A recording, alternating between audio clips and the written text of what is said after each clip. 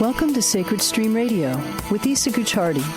Today, Isa talks to acupuncture students at ACTCM in San Francisco about the role of the healer. So that's the perspective that I'm talking to you about the role of the healer and the path of service. I've been educating healers now for almost 20 years, and I feel like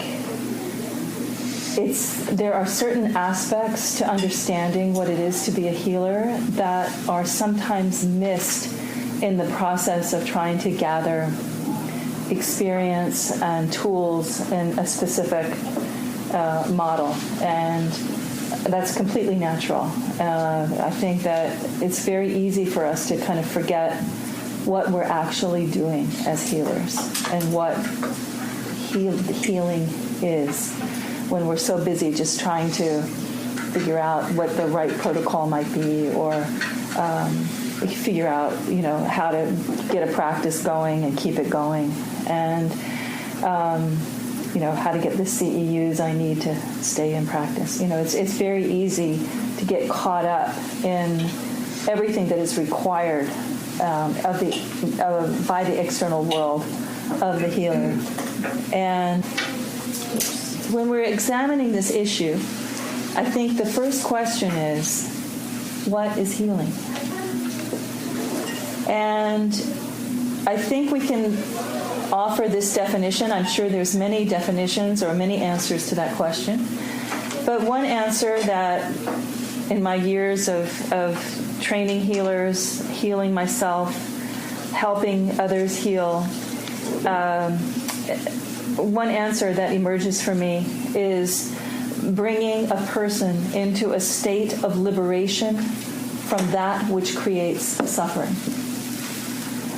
So healing is bringing a person into a state of liberation from that which creates suffering. This is a complex task, and it requires a deep understanding of the self, a deep understanding of the other, and a deep understanding of what it means to participate with the universe, to create that state of liberation. So let's talk about, if that's what healing is, let's talk about what suffering is. And I think when we talk about suffering, it's helpful to bring forward the shamanic view of healing, which is one that states that healing must have the participation of spirit. And that when you approach suffering that is arising on any level, it is important to address it at the level that it's arising at, but also to address it on the level of spirit. And from a shamanic perspective, one path of evolution of disease or dis-ease is when one has an imbalance on the level of spirit and one does not deal with it there, it will move to the level of the mental sphere. And if it's not addressed at the mental level, the imbalance will move to the emotional level. If it's not dealt with on the emotional level, it will move to the physical level. And often, as healers, we encounter the imbalance once it has become physical or once it has become emotional. And it's easy to forget the pathway that the imbalance might have taken to a place of manifestation. And so it's important to remember this potential pathway of manifestation of imbalance when you're addressing imbalance on any level. Now, from a Buddhist point of view, Buddhism provides a very accurate, I have found extremely accurate, view of what suffering or imbalance is, or what the causes of suffering and imbalance are, that can be applied at any of these levels. And the source of that understanding lies in something called the Four Noble Truths. And the Four Noble Truths are as follows. 1, life is suffering. 2, suffering is caused by attachment, aversion, and ignorance or wrong knowing.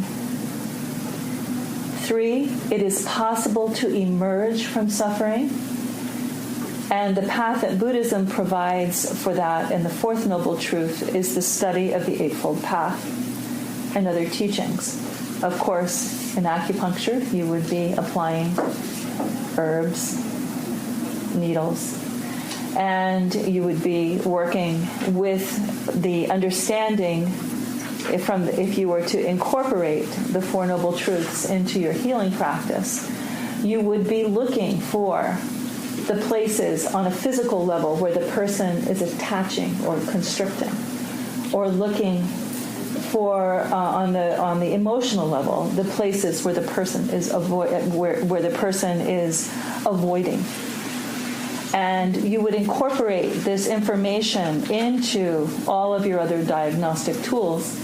And in fact, in depth hypnosis, that model that I talked about, that we work with very much in the foundation of the Sacred Stream, the Four Noble Truths is actually a diagnostic tool. And it is very powerful to work with, to help understand and keep in mind and be able to access all the different levels of imbalance that exist within a particular manifestation on any particular level.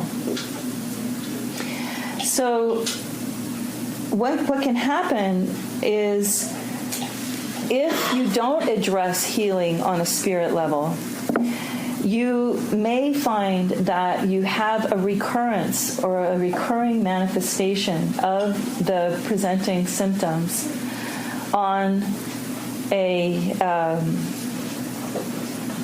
physical level or the emotional level or the mental level, wherever it may have appeared. And, this is one of the things that you see sometimes with cancer. You can cut out the tumor, but if the pattern behind the physical manifestation that is involved in some kind of imbalance on one of the levels of we've talked about is not addressed, then you may have the manifestation of the tumor again. And I know I'm a little bit speaking to the choir here in terms of practitioners of traditional Chinese medicine, because I know that you do seek to try to understand the nature of qi and the way that the needles reconfigure and focus the nature of qi in order to correct imbalance. And you are working at the level of spirit there. But I think that it's important to remember there's a more robust education behind that understanding of qi, because in speaking to my students, I have many students who are acupuncturists, and when I speak to them, they talk about the loss of the conversation about spirit that happened with the Maoist regime, and the difficulty that there exists in trying to recapture that conversation. And one of the reasons that I wanted to do this talk, and I do this talk here, I've done this like the 5th year, I think I've done this talk here. One of the reasons that I'd like to do this talk here is because I want to contribute to that reigniting of that conversation. Because I think that traditional Chinese medicine and acupuncture are very, very powerful forms of healing that have the capacity to really deepen and broaden the understanding of what healing is in the West. But we need this essential part that got dropped out. And we need to, now that we're in the West, away from the Maoist regime, we need to keep this conversation going. So it's important to remember these different levels of imbalance and the different ways of addressing them, when we're talking about healing and curing. Because just as I said that you could have, it looks like you have a healing, it looks like you have a curing when you have the tumor removed, but you may not have a healing because the patterns exist on the other levels still. You may have a healing. The removal of the tumor may have also moved the patterns that arose, that contributed to the arising of the tumor. But on the other hand, you can also have an outcome where a person actually even potentially dies under treatment, but they may have had a healing even though they didn't have the curing. Because once things are manifest on a physical level, it is sometimes hard to turn them around, which is why the participation of herbs is so important, because you have a physical entity holding the power of the qi to address the particular issue at hand. And this is another reason why I have so much admiration for this model that you all are studying, is because the use of herbs is so important in addressing the patterns on more subtle levels that have manifested on the physical level. So it's important as healers to remember that you can have a cure without a healing, and you can have a healing without a cure. And it's important, especially as you're starting out in your practice, to remember this, because oftentimes it's very easy for us to kind of get our sense of self-worth or our sense of, am I doing the right thing, based on patient outcomes, being successful or not successful. Quote, successful, quote, not successful. So it's very important and stabilizing for you as a new practitioner to remember these levels of discernment and subtlety here between curing and healing. Thanks for listening to Sacred Stream Radio, brought to you by Red Cow Records and the Foundation of the Sacred Stream. For more information, please visit us on the web at sacredstream.org.